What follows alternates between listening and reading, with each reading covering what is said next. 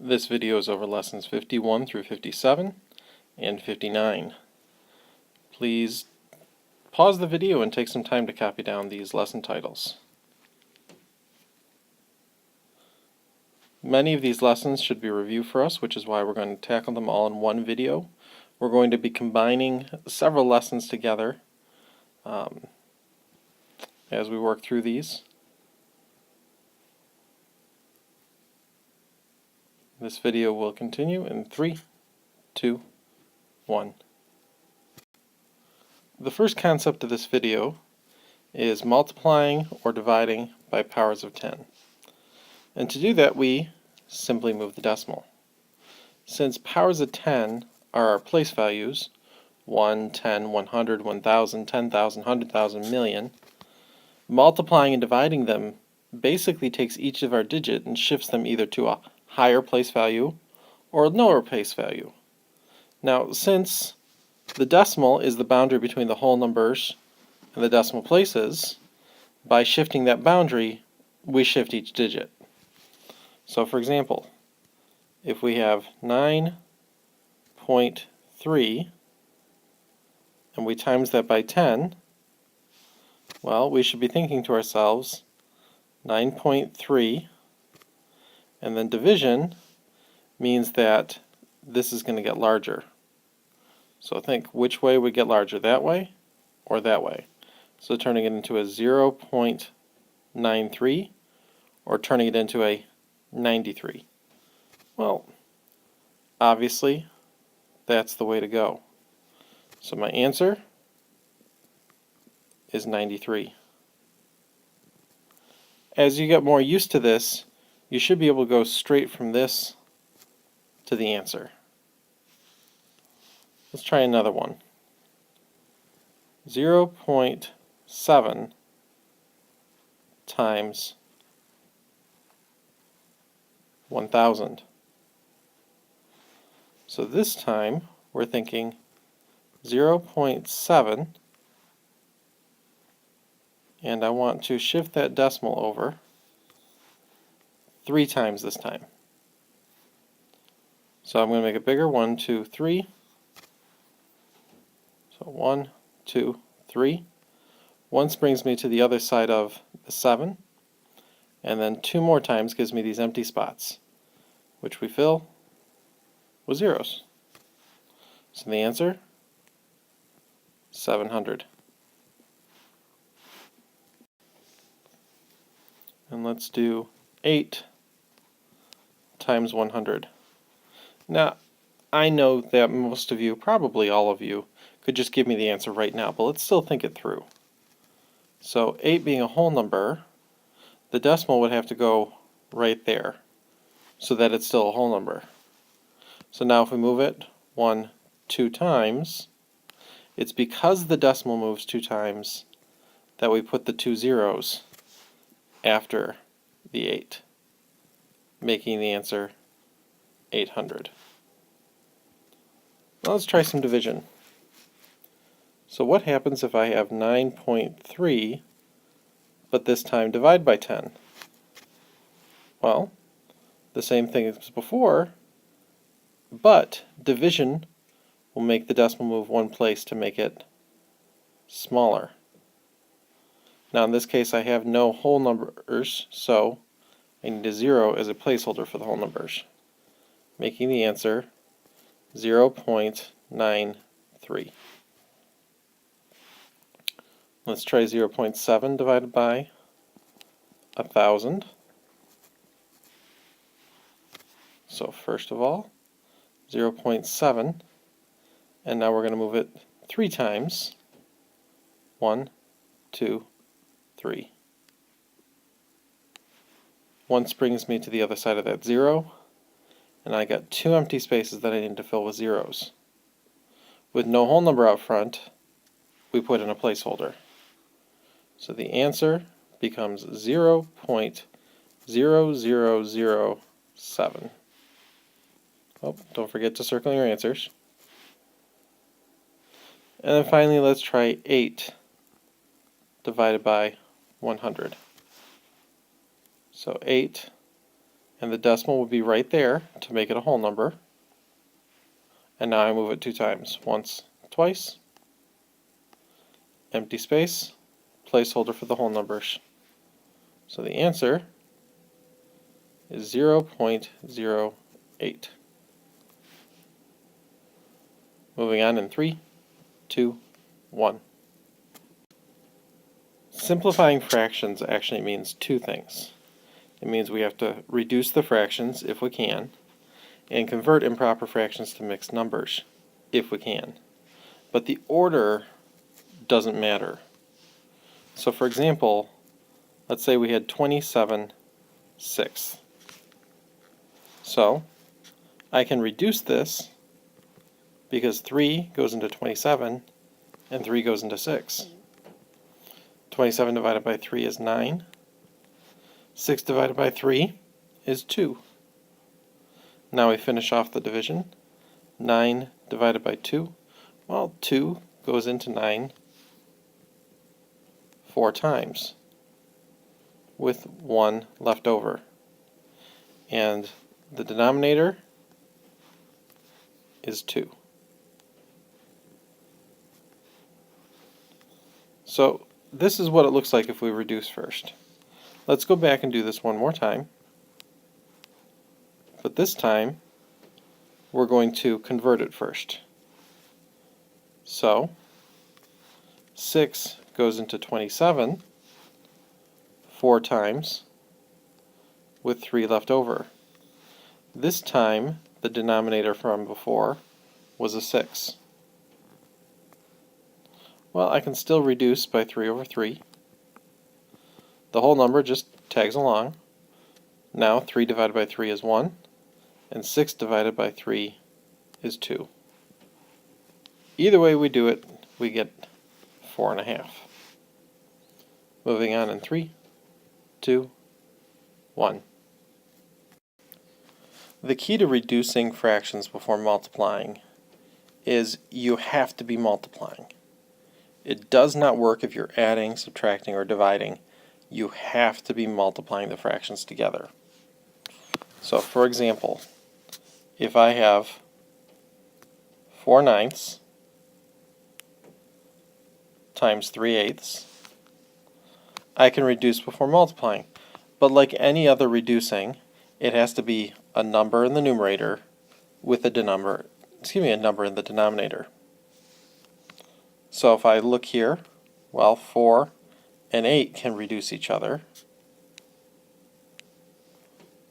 4 goes into both of those, so 4 goes into itself once, goes into 8 twice. Now I've got a 1 and a 3 on top, a 9 and a 2 on bottom. Well, obviously 9 and 3 can reduce. 3 goes into both of those, goes into itself once, goes into 9 3 times. Now I've got a 1 and a 1 on top, and a 3 and a 2 on bottom. Well, 1s can't be reduced, so we're ready to multiply. 1 times 1 is 1. 3 times 2 is 6. And there it is. Let's try another example. Let's say this time we had 36 times 42 over 64 times 72. Well, first of all, notice that this is all in one big combined fraction. That's fine, so long as we're multiplying. So I'm going to choose one thing on top with one thing on bottom. And there are a few options here. So particularly, I'm going to take a look at this and see that I know that 6 goes into 36. I also know that 6 goes into 72. Now, some of you might not know that, and you might have to start with something smaller like 4 or 2, and that's fine. So, but for me, I'm going to reduce these both by 6. 6 goes into 36 6 times, and 6 goes into 72 12 times.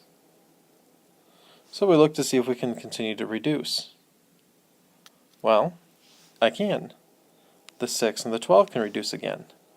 Obviously 6 goes into both of those. 6 goes into itself once. 6 goes into 12 twice. Now I've got a 1 and a 42 on top and a 64 and a 2 on bottom. Well, this is even, so it's going to reduce with that 2. 2 goes into itself once. 2 goes into 42 21 times. So I got a 1 here and a 1 here. The only thing left to look at is, can 64 and 21 reduce? And you can look through all kinds of different combinations, and in the end, probably the easiest thing to do would be take 21 and say what goes into 21. Well, 1 and 21, but 21 doesn't go into 64. 3 times 7, so does 3 or 7 go into this? And the answer is no. So, unable to reduce any further, we're ready to multiply. 1 times 21 is 21. 64 times 1 is 64.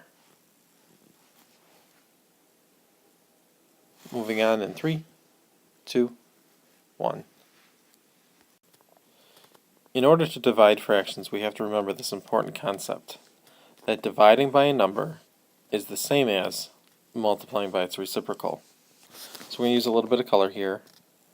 Dividing by a number is the same as multiplying by its reciprocal.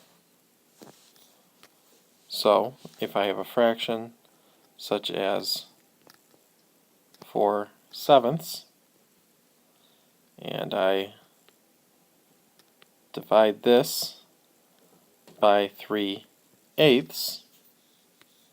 Now some of you at this point might be tempted to say, hey, let's reduce those. But if you go back in your notes, remember it's reducing before multiplying.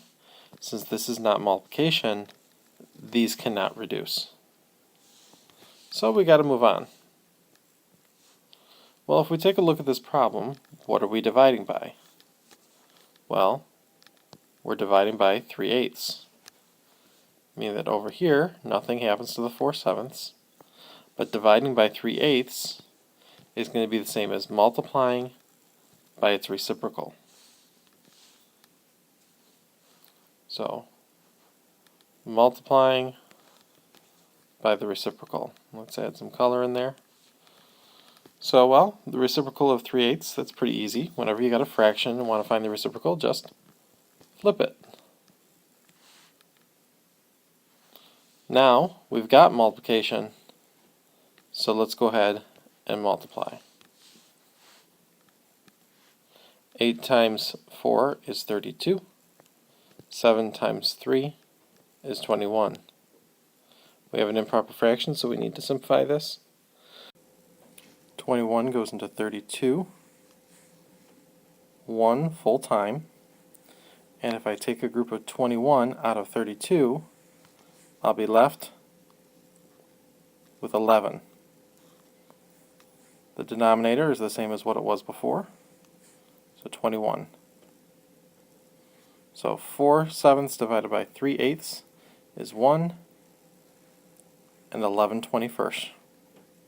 Moving on in 3, 2, 1.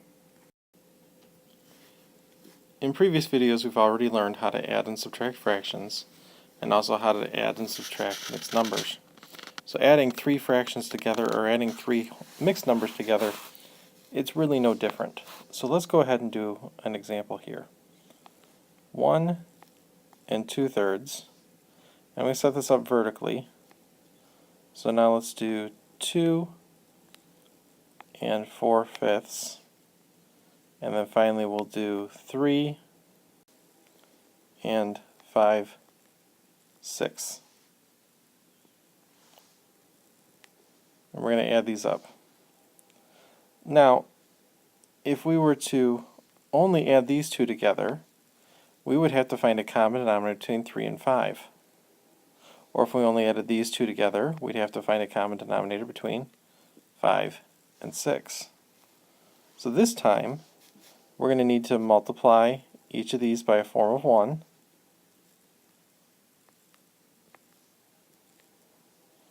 So that they have the same denominator. Well, whatever form of 1 we use, the whole numbers are just going to tag along. Now to figure out what that common denominator is going to be, take your 3 denominators, or 4 denominators, or however many there are. In this problem, just 3. And you can kind of write them off somewhere off to the side. Now, think about what would it take to get 3 and 5 to become the same denominator. Well, I could do 3 times 5 is 15, and 5 times 3 is 15. So in other words, I can turn both of these into a 15.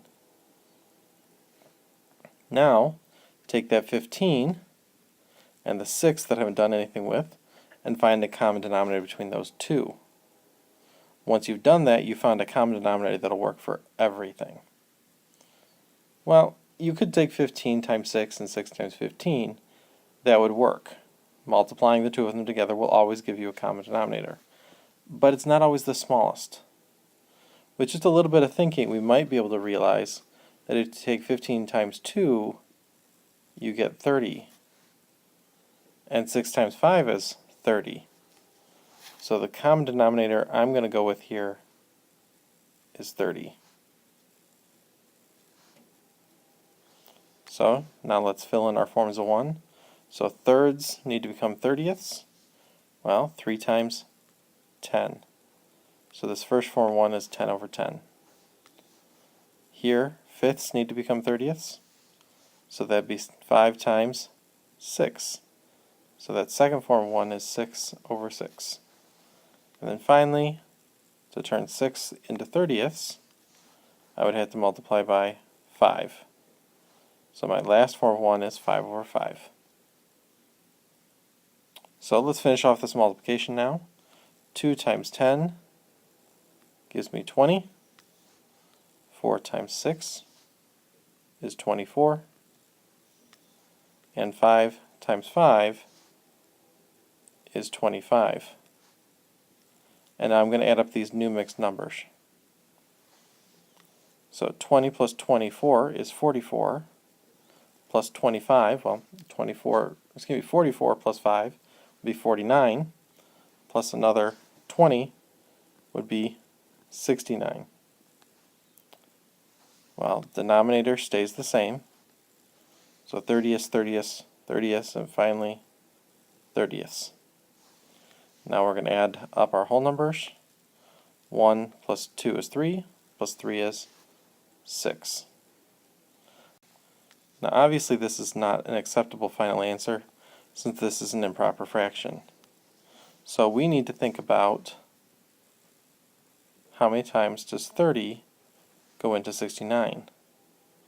Well, it goes in twice, because 30 times 2 would be 60, meaning that there's just 9 30ths left over. Now we need to apply this to our answer. 69 30ths reduces to 2 and 9 30ths. Well, this is a whole number, but I already had a whole number 6, so we put the two of those together. 6 and 2 makes 8. And now the 9 30ths is my fraction. So 8 and 9 30ths. Now some of you hopefully are saying, hang on a second, because simplifying improper fractions is the only thing to do. We also need to see if we can reduce. And it turns out that this time I can. So 8 is still my whole number. 9 and 30 can both reduce by 3. So 9 divided by 3 is 3, and 30 divided by 3 is 10. So my final answer is 8 3/10. Moving on in 3, 2, 1. Rounding decimals is about chopping off what we don't want.